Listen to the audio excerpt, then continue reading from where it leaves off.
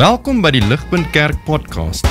As Ligpunt Gemeente is dit ons begeerte om God te verheerlik deur disippels te wees wat disippels maak en 'n kerk te wees wat kerke plant. Geniet hierdie week se preek.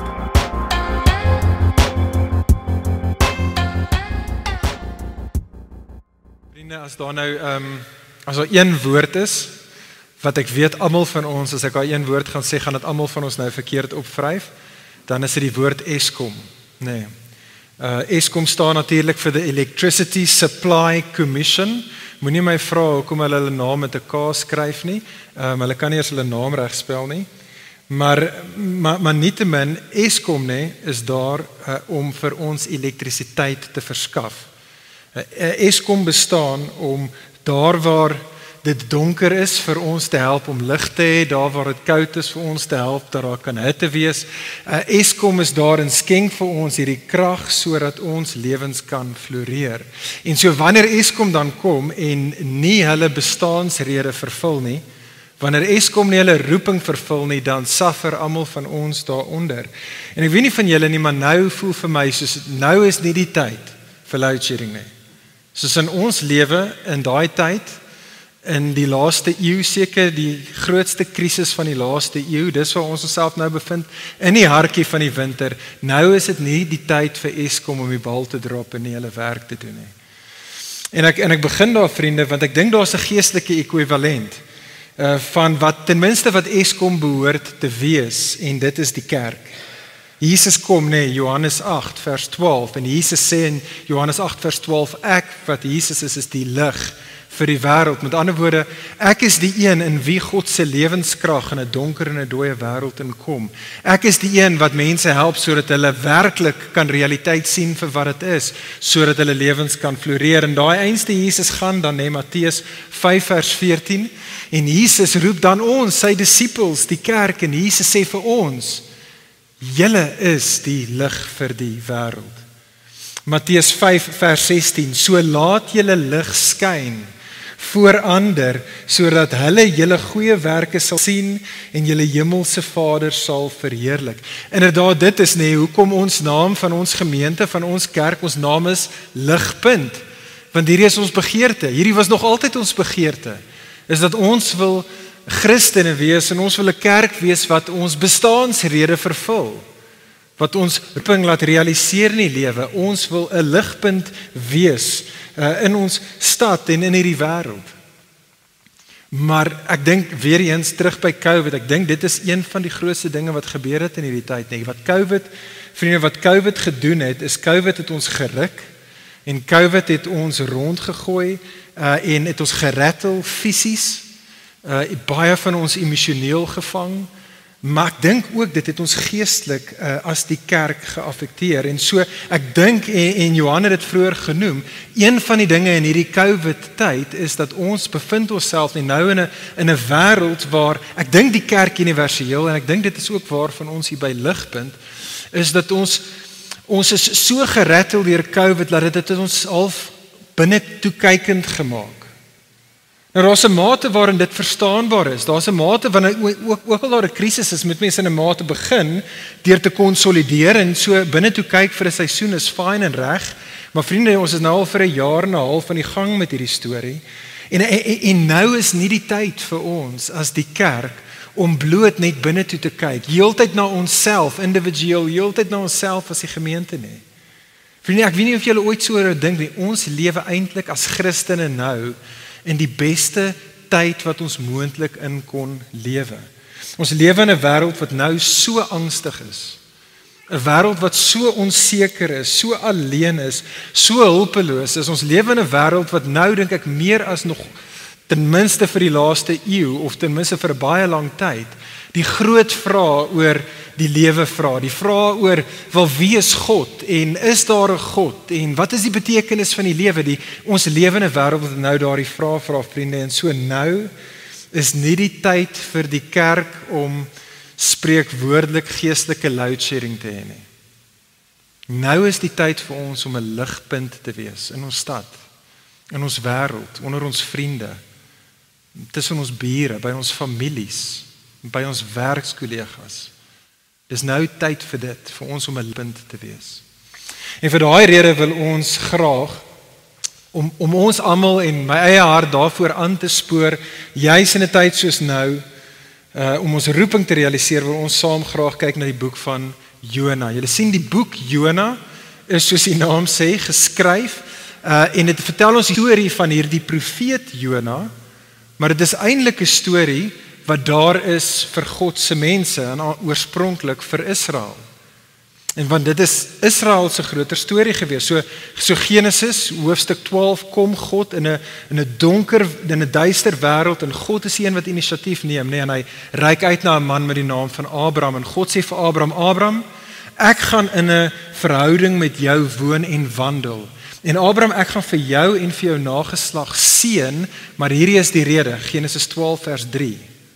Sodat julle 'n seëning sal wees vir die res van die nasies om julle, dat die nasies deur julle geseën sal word. Eksodus 19 sien ons, dit is die nageslag van Abraham, hierdie groot volk, die Israeliete, en God roep hulle bymekaar, en God sê vir hulle, julle Israel gaan my priesters wees, julle gaan 'n koninkryk van priesters vir my wees, met ander woorde, julle gaan 'n mense wees, wat in hierdie wêreld middelaars gaan wees, dis wat 'n priester is. Middelaars gaan wees tussen my en 'n gevalle en 'n gebroke wêreld. Teen die tyd van die boek Jesaja kom die profeet Jesaja, hy herinner dan ook vir Israel.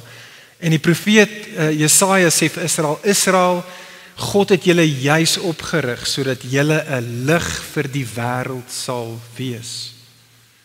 En dan kom die profeet Jesaja en hy, soos al die ander profete in die Ou Testament, vermaan vir Israel. Want hulle was nie besig om 'n lig vir die wêreld te wees nie. Hulle was besig op hulle eie om aan te gaan met hierdie verhouding met hulle God, waar al die seëninge hulle vir hulle self gehou het. En dit is vir daardie rede, vriende, dat die boek Jona gepen is. Die boek Jona is daar om God se mense te roep, om God se sendingsmandaat te vervul. In die taal van wat ons gaan sien, ons gaan dit vandag sien in hoofstuk 1 vers 2, en ons gaan presies dieselfde woorde sien in hoofstuk 3 vers 2, die boek van Jona is daar om God se mense te roep om op te staan en om te gaan na die Ninevees van hulle wêreld toe. En dit is wat gaan doen. So vinnig net 'n big picture voordat ons inzoom op ons hoofstuk. Jona is 'n kort boek, is 4 hoofstukke, en wat ons gaan sien deur die boek is daar is hierdie 4 insidente. Hierdie 4 interaksies regtig tussen God en Jona, waar God in elkeen van daai hoofstukke vir Jona 'n les gaan leer, maar is nie net 'n les vir Jona nie.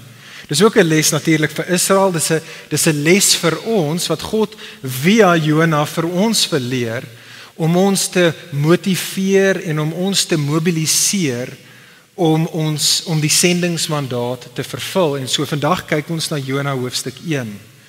En vandag in Jona hoofstuk 1, vriende, is hierdie die groot idee. Ek gaan reg aan die begin, gaan ek vir ons die antwoord gee, en dan wil ek ons met die storie dit sien.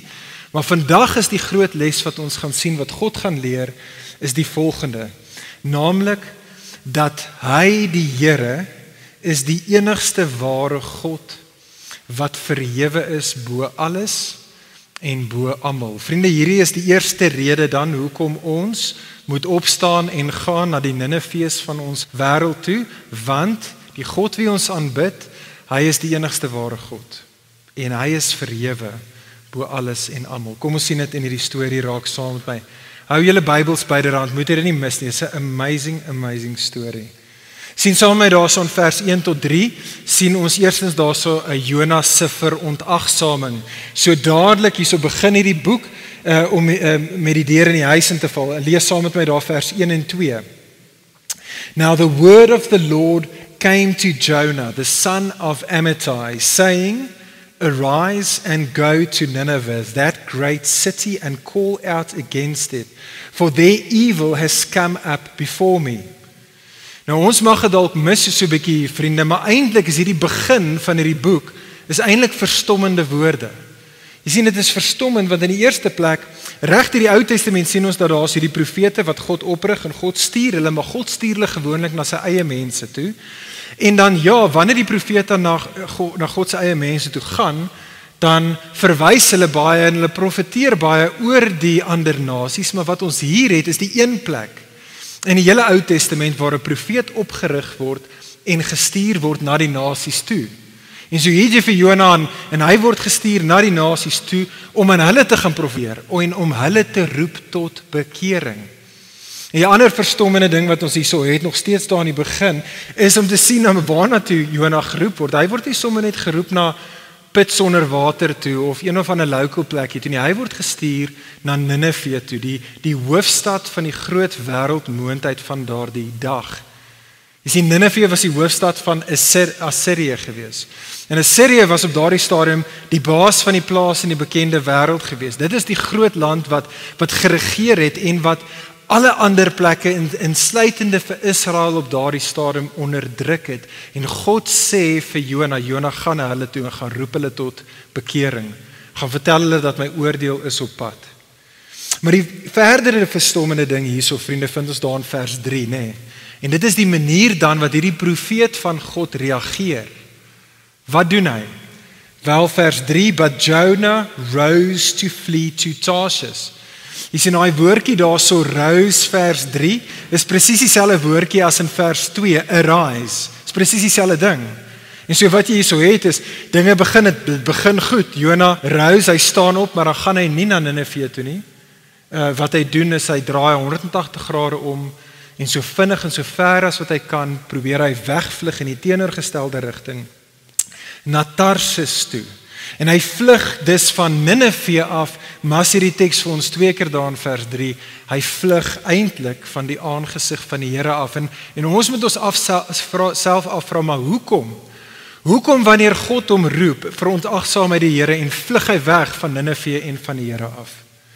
Wel vriende, ons gaan in hoofstuk 4 later sien, een van die ander groot redes hoekom Jona gevlug het vanaf Ninive af.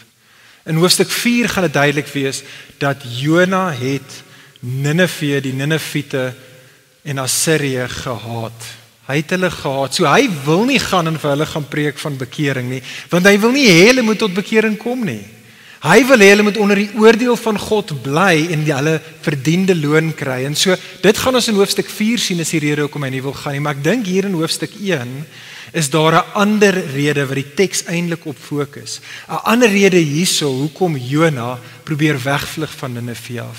En dit het te doen alles met hulle vrees, met Jona se vrees. Die rede hoekom so sê dat Jona hierso weghardloop want hy is bang vir wat sal gebeur as hy gaan. Vriende, ons gaan dit nou sien in die res van die storie hierna. Die res van Jona 1 gaan ons die woordjie vrees oor en oor sien. Dit is die hoofpunt van die hele storie van Jona hoofstuk 1. Maar kyk net saam met my selfs net in die versie voor die opdrag in vers 2, of wel in die vers van die opdrag. Ons word daar gesê in Jona 1 vers 2 dat Nineveh was a great city. Dit is hierdie groot stad, dit is hierdie intimiderende plek. Ons word gesê daar in vers 2 dat dit is 'n bose stad. Die Ninivite vriende was bekend gewees in die antieke wêreld as nie net 'n goddelose mense nie, maar hulle was bekend vir hulle gruweldade, vir hoe hulle mense totaal en al gemartel het en doodgemaak het op die vieslikste van maniere. En dit is wat eintlik hierso afspeel, dink ek. Ek weet nie wie van julle, en ek dink so 'n bietjie meer van 'n mans docu-series op Netflix. Ek weet nie wie van julle het al Medal of Honor gesien nie. Mans, kyk Medal of Honor, is amazing. Dit vertel hierdie stories van soldate in Amerika wat die Medal of Honor gekry het tydens die ek dink is die Eerste en die Tweede Wêreldoorlog veral, juis vir hulle valor. Nou valor is daai woord in Engels wat verwys vir iemand wat geroep word deur sy bevelvoerder, daar's 'n taak, daar's 'n mandaat wat hom gegee is, en dit is gevaarlike ding om te doen, maar ten spyte van die gevare volhard daardie persoon en is daardie persoon getrou aan die mandaat wat aan hom gerig was. En vriende, dit is nie wat Jona gedoen het nie, nee. Jona was nie so 'n tipe van sendeling, soldaat gewees nie. Nee, toe sy bevelvoerder die Here hom roep, het hy die vrees gesien en hy het die hasepad gekies. Hy het soos wat hulle sal praat in weermagstale, hy het abscond van sy duty. Dit is wat Jona hier gedoen het. En die realiteit is, nee, vriende, dat die storie van Jona is maar eintlik baie kere ook jou en my storie. Is dit nie? Jy sien ons is net soos Jona geroep en gestuur. Jesus, ons bevelvoerder, Matteus 28, vers 19 en 20, kom met woorde, wat ek dink baie aspres hierdie woorde ego. Jesus kom, sy laaste opdrag aan sy disippels. Hierdie is die opdrag, vriende, sê Jesus, wat die opskrif is, wat oor ons lewens staan. In elke aspek van ons lewens, Jesus roep ons en hy sê, my disippels, gaan en maak disippels van die nasies. Gaan en vertel vir die wêreld wie ek is. Gaan vertel hulle wat ek gedoen het. En gaan vertel hulle wat gaan gebeur, wat ek nog gaan doen, dat daar 'n oordeel op pad, gaan roep die nasies tot bekering. En is dalk 'n goeie plek vir ons om te stop vandag, is dit nie? Vriendin, vra jouself net gou vir 'n oomblik af, waar is jou Ninive? Wie is die Niniviete? Na wie toe die Here jou roep? Want die Here roep ons almal, en in sy soewereiniteit plaas hy vir jou en vir my in sekere plekke waar hy ons laat paaie kruis met ander mense wat hy wil hê ons moet vertel van wie die Here is, wat hy gedoen het en wat hy gaan doen. Wie is jou Ninive? Dalk is dit jou eggenoot, dalk is dit jou kinders, dalk is dit iemand in jou familie, dalk is dit 'n pel van jou, 'n vriend of 'n vriendin, 'n werkskollega, jou buurman. En die realiteit is, vriende, dat net soos Jona, weet ek en jy gewoonlik waar en wie is ons Ninive. Maar net soos Jona vrees ons op die beste van tye om te gaan na ons Ninive toe. Ons vrees nie, dit wat ons selfs in die video hiervoor gekyk het, baie kere, ten minste nog nie nou nie, anders as baie van ons broers en ons susters op ander plekke, vrees ons nie vir dat ons in tronke gegooi gaan word en dat ons koppe afgekap gaan word of ons gaan mishandel word nie. Maar die realiteit is, ek dink elkeen van ons ken dit en weet hoe dit voel om gevrees te word, om bespot te word. Om ergens maar net weer daai Christen te wees, nee. Die een wat gekritiseer word, want jy's tog so eng, en jy's net te boring, en jy's so self-righteous, en jy's liefdeloos, en jy skyn heilig, en ons vrees die verwerping wat saam met dit kom. Ons vrees om te gaan na daai familielid van my toe, of om te gaan na daai vriend of daai vriendin of daai werkskollega. Ons vrees dat as ons sou gaan en vir hulle gaan vertel om tot bekering te kom, dat ons gaan gebrandmerk word en ons gaan stadig maar seker uit daai sirkel uitgewerk word. Uit die sirkel van jou familieverhoudings uit, of uit die sirkel van jou vriendegroep uit, of uit die sirkel selfs van die werk waar jy is. Ons is bang dat ons gaan benadeel word, en so wat doen ons? Maar wat ek en jy doen, vriendin, ons doen net soos wat Jona gedoen het, ons vlug. Ons vlug van ons Ninive's af. Moenie vir 'n oomblik dink dat Jona het probeer om letterlik van die teenwoordigheid van die Here af te probeer vlug nie. Jona se teologie is goed. Hy weet God is alomteenwoordig. Jona weet goed, daar's nie 'n plek op aarde waar hy ewe skielik nie is, waar God nie is nie. Nee, wat Jona hier doen wanneer hy vlug, is Jona vlug, vriende, van God se roeping op sy lewe. En so is dit ook baie keer met ons. Ons weet waar tot Jesus ons eintlik roep. En ons weet wat is die groot opdrag wat oor ons lewens staan. Gaan en gaan maak disippels. Maar wat ons as westerse Christene gedoen het, en hierdie is 'n totaal en alle moderne verskynsel. Ons as moderne Christene het dit reg gekry om 'n kategorie van Christen te skep wat 'n disipel is, maar 'n disipelmaker is nie. Ons het 'n tipe van Christenskap gemaak wat dit love dat iemand ons disipel, maar ons word nie regtig geroep om ander te disipel nie. Iemand anderste sal dit doen. Iemand anderste sal gaan en disipels van die nasies en van ons nie-Christene vriende, familie, werkskollegas gaan maak. God roep ons nie tot dit nie. En dis vlug ons. Ons vlug van ons roeping. En hoor asseblief mooi, vriende, wanneer ook al ek en jy dit doen, wanneer ons deur vrees lam gelê word en selfs weghardloop van die roeping van God wat ons sê gaan en maak disippels, dan doen ons dit altyd, want in daardie oomblik is ons maar eintlik net soos Jona. In daardie oomblik is kyk vers 2, die groot stad het groter geword as die God wat hom stuur vir hom. En so is dit met ons. Dat op tye, ons kom op daai tye waar ons God net te klein geword het en waar ons vrese misplaas is. En dit is wat ons sien in die res van die storie. Kyk saam met my hierso, vers 4 tot 16. Die res van die storie is eintlik 'n storie oor die matrose, meer as wat dit is oor Jona. En ons sien hierso die matrose se vrees. Dit is waaroor die storie gaan. Die boek Jona, vriende, is wat hulle noem in literatuurterme 'n satire. Ek dink is Afrikaanse woord, 'n satire, 'n satire. En wat satire is dit probeer deur ironie, deur baie ironies te wees, maar regtig deur die spot te dryf, probeer dit vir ons waarhede te kommunikeer. En die een in die hele boek van Jona, en ook hier in hoofstuk 1, met wie daar die spot gedryf word, is natuurlik Jona self.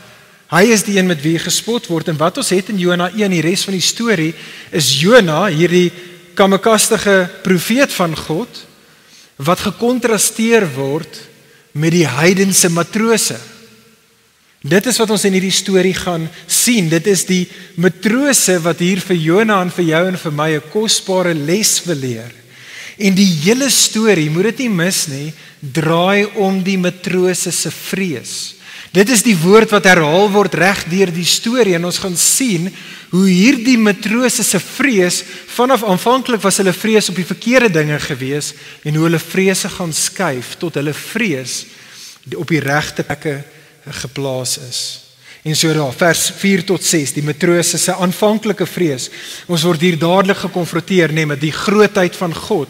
Ons word daar vertel dat soos wat Jona vlug na Tarsis toe, weg van Ninive af, word ons vertel, kom daar 'n groot wind op, selfde woord as groot stad tevore. Hierdie groot wind kom op, en daar's hierdie groot storm, lees ons. En in die antieke wêreld was 'n stormagtige see, 'n stormagtige see was 'n teken, dit was 'n beeld van die gode wat ongelukkig was. En so wat het ons daar, vers 5? Hierdie matrose almal in angs roep hulle uit na hulle gode toe. So hulle besef, hoor jy, ons moes die gode kwaad gemaak het, dis hoekom ons in hierdie storm is, en elkeen van hulle roep uit, en hulle roep uit na hulle gode toe om hulle te red, maar niks gebeur nie. So hulle gode red hulle nie, so wat doen hulle? Wel, wat ons as mense doen is hulle probeer hulle self red, so hulle gooi hulle cargo van die skip af, want hulle probeer hulle self red, maar dit is ook te vergeefs. Tot die kaptein later rondloop, en hy klim af in die boot, en hy's in die binnekamer van die boot, en daar vind hy 'n vent wat onder in die hoek van die boot onder lê in slaap, en dit is Jona. En so die kaptein ruk hom wakker, en die kaptein sê vir Jona, kyk saam met daar in vers 6. Hy sê vir hom, "What do you mean?" Eintlik sê hy daar so, "Wat die hek doen jy? Arise, call out to your God. Perhaps the God will give a thought to us, that we may not perish." Moet dit weer eens nie mis nie, vriende, die woordjie daar, arise, wat die kaptein vir Jona sê, is presies dieselfde woordjie as vers 2, waar God dit vir Jona gesê het. Hierdie is die punt daarmee, is deurdrenk met ironie. Die heidense kaptein is hier die een wat vir Jona roep, net soos wat God vir Jona geroep het. Jona is die profeet wat eintlik die heidene uit hulle geestelike slaap uit moet wakker maak, sodat hulle die oordeel van God kan vryspring. Maar hier vind ons vir Jona is die een wat in die slaap is. Dis die heidene wat vir Jona moet wakker maak en hom kry om wakker te wees. Hulle is nou die mense wat vir Jona vra, hoorie maar help ons, sodat ons die oordeel van God kan vryspring. En weer eens, vriende, weer eens is hierdie ook 'n prentjie wat ek dink so goed ons wêreld en ons beskryf. Die wêreld waarin ons onsself bevind, is 'n wêreld, vriende, wat onder die oordeel van God staan. En selfs COVID, wat ons huidiglik ervaar, vriende, dis net nog 'n herinnering. En dis net nog 'n uitroep aan die wêreld, dat hierdie wêreld is 'n gefalle wêreld, en hierdie is 'n gebroke wêreld. Hierdie wêreld is 'n skepping wat nie in sink is met die Skepper nie. En die realiteit is dat ons as God se kinders bevind ons in dieselfde bootjie heiliglik as die res van die wêreld om ons. Ons bevind ons in dieselfde bootjie as 'n ongelowige mensdom. Die laaste 18 maande, vriende, het ons gesien hoe 'n ongelowige wêreld om ons angstig rondskarrel, soos wat hulle probeer om na hulle afgode toe te draai om hulle te red, en soos wat hulle hardloop in die laaste 2 jaar nou na hulle geld toe en na politikuste toe en na vaccines toe en na drank en na dwelms en you name it toe om hulle te red van die huidige storm waarin ons self bevind. En die hartseer realiteit is dat terwyl 'n ongelowige wêreld vir die laaste 2 jaar rondskarrel, is ons as die kerk op die beste van tye aan die slaap. Ons word nie gesien nie, ons word nie regtig gehoor nie. En hoor asseblief tog mooi, vriende, nou is nie die tyd nie. Nou is nie die tyd vir ons om te slaap nie. Inderdaad, die stormagtige tyd wat ons onsself in vind, is juis nou die tyd vir ons om vir die wêreld om ons te vertel van die God wat die storms in hierdie lewe stuur en die God wat die storms kan bedaar. Verder in die storie, vers 7 tot 10. Ons sien verder, kyk saam met my daarso in die teks, die matrose se toenemende vrees. Vers 7 vind ons hier die matrose en nou begin hulle loetjies trek. En so hulle almal sit hulle wil loetjies trek. Hoekom? Want hulle wil uitfigure watter een van hulle is die een wat die gode of die God daar buite wat die storm gestuur het, kwaad gemaak het. So hulle trek loetjies en die lot val op Jona. Moet dit nie mis nie. Net soos in die vorige gedeelte kommunikeer selfs dit dat die Here is soewerein. Hy is nie net soewerein oor die groot dinge soos die natuur nie, hy is selfs soewerein oor die detail van hoe loetjies val. En so hulle kyk dadelik daar vers 8 na Jona toe en hulle het vir Jona onder kruisverhoor, hulle sê vir Jona, okay, verduidelik jouself, wie is jy, wat doen jy, waar kom jy vandaan? Met ander woorde, wie is jou God wat hierdie storms gestuur het?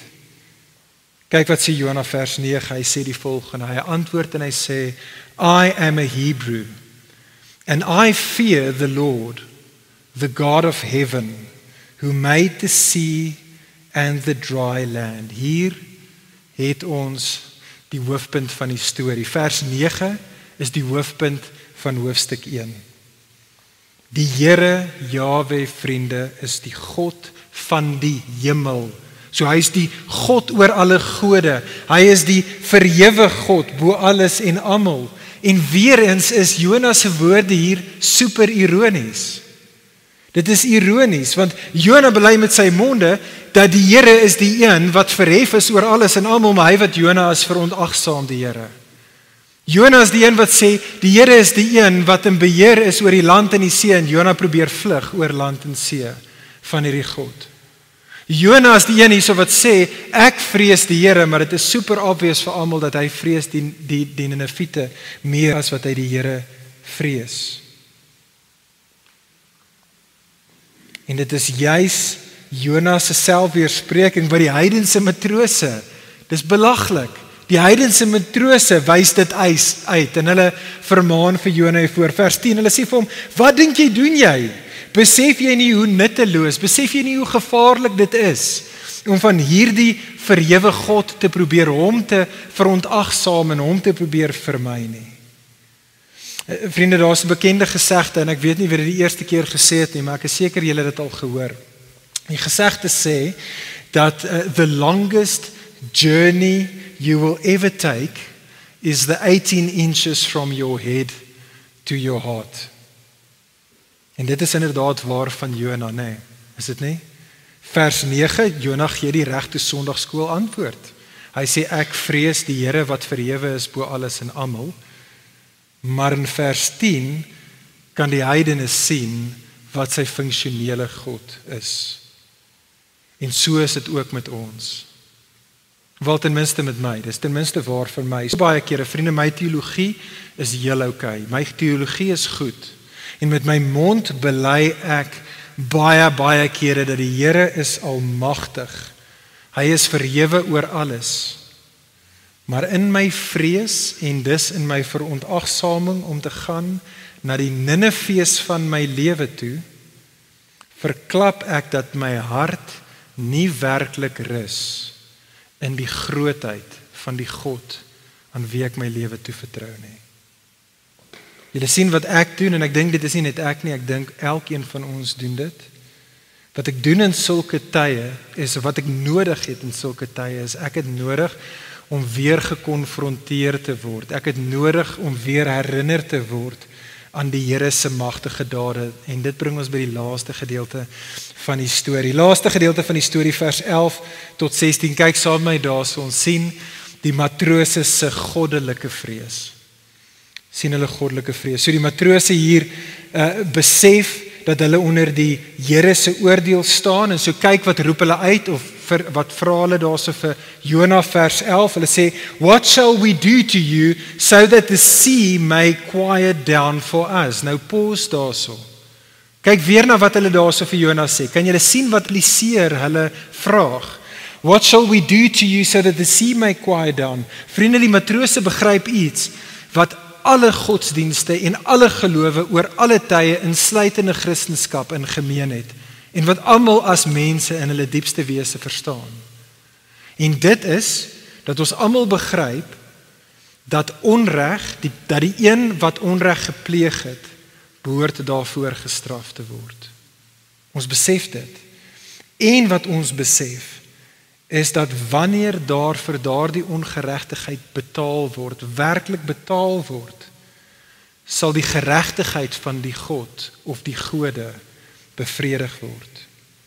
En so vers 12, Jonah sê vir hierdie matrose, vers 12, vat my, gooi my in die see en dan sal die see bedaar. Matrose wil dit nie doen nie, hulle kry dit nie vir Jonah, jammer. En so wat doen hulle? Probeer weer om hulle self te red, en so gou as wat hulle kan, probeer hulle daar so uit die storm te kom, maar dit is weer te vergeefs.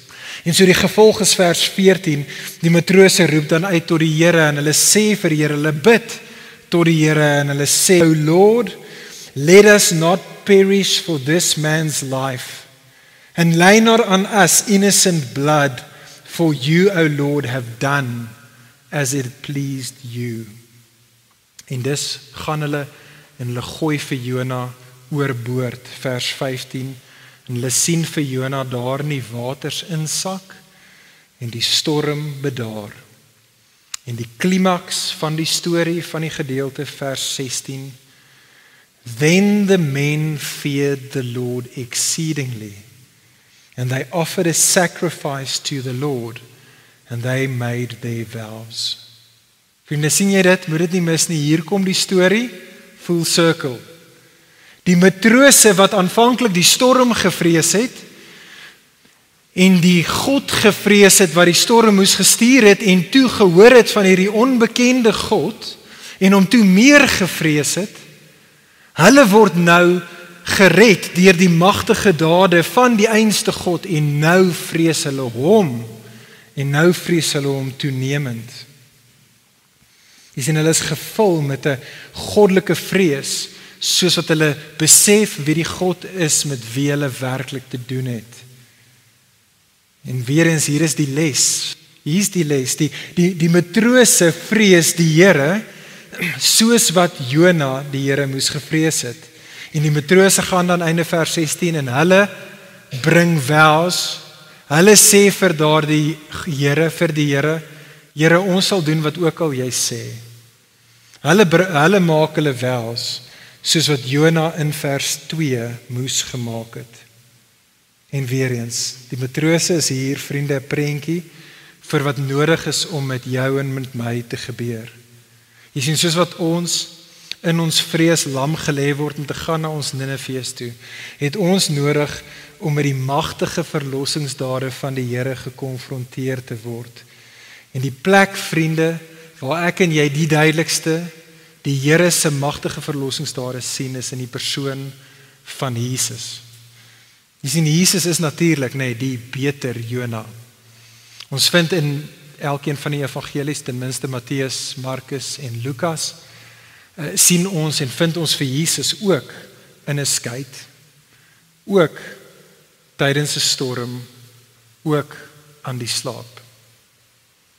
Maar wat anders is in daai storie met die beter Jonah, is hy word dan wakker, en dit is hy wat die storms bedaar, want hy is die Here. Hy bedaar die storms. En dit wat hy daar doen, deur die storms daar te bedaar en te wys wie hy is eintlik maar net 'n prentjie van die ultimate storm van God se oordeel wat hy sou kom om te bedaar. Kyk na hoofstuk 1 vers 14. Wat 'n pragtige gospel versie is daai nie vir jou en vir my nie. Maar hier's die verskil met die beter Jona. Hy was ook in die bootjie saam met ons gewees. Maar anders as daar waar hulle die ouens was met die innocent blood wat onskuldig was en Jona die skuldige, was Jesus die een wat eintlik die innocent blood gehad het en ons was die skuldiges. En Jesus gaan dan en hy sê, alhoewel julle die skuldiges is, ek weet hoe ons die waters van God se oordeel kan laat bedaar. Gooi my in. En Jesus gaan en Jesus op die kruis ervaar die oordeelswaters van God, sodat ek en jy wat nou nog steeds in hierdie bootjie is en wat nog steeds God se oordeel verdien, nou kan uitkyk oor die skei en die water is spieelglad. Daar's net vrede en genade vir jou en vir my, want Jesus die onskuldige een het vir ons as skuldiges, was hy oorboord gegooi. Vriende, dit is die evangelie en dit is net in hierdie plek waar ek en jy nie net die eerste keer nie, maar oor en oor daagliks die heeltyd kan onthou wie is hierdie Here van ons, die Here wie ons aanbid en soos ons herinner aan sy magtige verlossingsdade. Dit is in daai plek, vriende, waar ons soos hierdie matrose 'n gesonde vrees vir die Here kry wat groter is as ons vrees vir die Ninefees van ons wêreld. En so ek wil hiermee afsluit. Terug by Matteus 28, die opdrag aan jou en my. Jesus se laaste opdrag aan ons, vriende, hoe begin Jesus die opdrag? Die opdrag vir jou en vir my is gaan en maak disippels. Vers 19 en 20 van Matteus 28. Hoe begin Jesus daardie opdrag? Wel, Matteus 28 vers 18, Jesus sê, all authority in heaven and on earth has been given to me. Therefore, go and make disciples. Vriende, die Here wat jou en my stuur na die Ninefees van ons lewens toe, en die Here wat beloof daarso dat hy is saam met ons, soos wat hy ons stuur na die Ninefees van ons wêreld toe. Hy is die een met all authority in heaven and on earth. Hy is die almagtige een wat verhewe is bo alles en oor almal. En so ek en jy hoef niks of niemand te vrees nie. Ons kan opstaan en ons kan gaan en ons kan gaan disippels maak. So kom ons doen dit. Kom ons bid saam.